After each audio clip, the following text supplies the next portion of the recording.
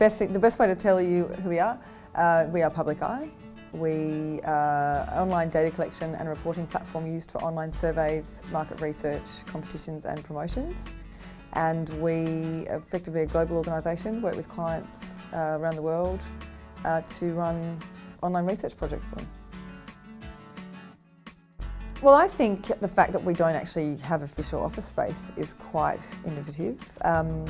I think, and one of the reasons being is that the flexible nature of our organisation, the type of employees that we have, it got to the point where I said, well, is there any point having an official office? Because they cost quite a lot. They're a large number on your balance sheet ultimately, and if you don't have to invest in in offices in that way, is there a need to? So we use club quarters at a large hotel in the centre of London, which is fantastic. We're in the middle of everything.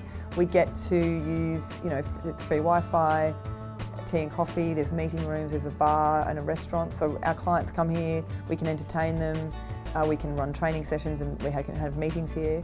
But it also means that if I've got staff that need to work from home, then they don't need to use the space. If they ever want to come into meetings in London, then they can always have somewhere to go in between meetings, or even just to do some work. If they want to get out of the house, they can always come here. So, one of the key things for our culture has been, it's actually about being able to merge both your work life and your life together, so that you can, I find, for example, I've got one employee who is a mum with 2 kids. She, is really keen to work for us because we said, well, ultimately we want to offer you the flexibility so that if you need to pick up your children, if they're sick at home, then you can work from home and you can do what you need to do around the life that you have. So she finds it great, and I find it fantastic because she's really top of her game, and I was able to get her skill set, but with flexibility. Oh, I think there's always things to learn from other people, definitely. And I'm always keen to read, I'm reading blogs and, followed all sorts of different people on Twitter about, entrepreneurs and ways to do things and ways to think, because I think the way you think is very, very important in the process. So, there's things like hints and tips of the day, articles that are written about how you do certain things, and I definitely follow a lot of that. Yeah, I think, as a leader, it's an interesting position to be in. I think I've managed a few teams in my past, and part of my team management or leadership kind of focus has always been to make sure that my team is happy, is efficient, is learning, and is getting the most out of what it is that they're doing, because they need to have job satisfaction for me to have job satisfaction. So, and being able to properly communicate with your team, and actually get feedback. So, right now, we're still in a massive growth phase. We're just past startup phase, but you can still call us a startup.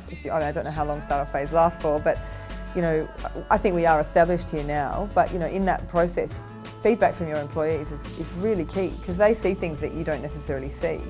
And while I've got my blinkers on and heading in my direction, it's really important to get their feedback and say, well, actually, if you think something needs to change, then let me know, because we can absolutely discuss it and talk about it. And if it fits, then let's go for it. If I had to give advice to somebody, I would say focus on the end goal. Don't worry about how you're going to get there. Just keep your eyes on the road. And I also think, I was given advice by a number of different people, and some of the advice I've never forgotten. And one of them was, it's going to take twice as long, it's going to be twice as hard, and it's going to cost twice as much as you think it's going to. And I think that was really important, because I think, you go so far, you put a certain amount of effort in and you think, why is it not working? I think also that, you know, you have to celebrate the highs because you get a lot of lows, you know, when you're having to self-motivate and you have to, you know, you're keeping pushing and you sometimes, I mean, I luckily haven't had that many doors closed.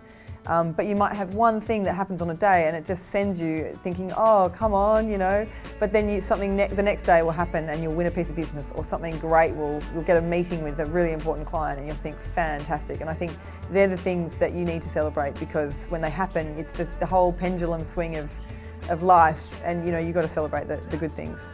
So.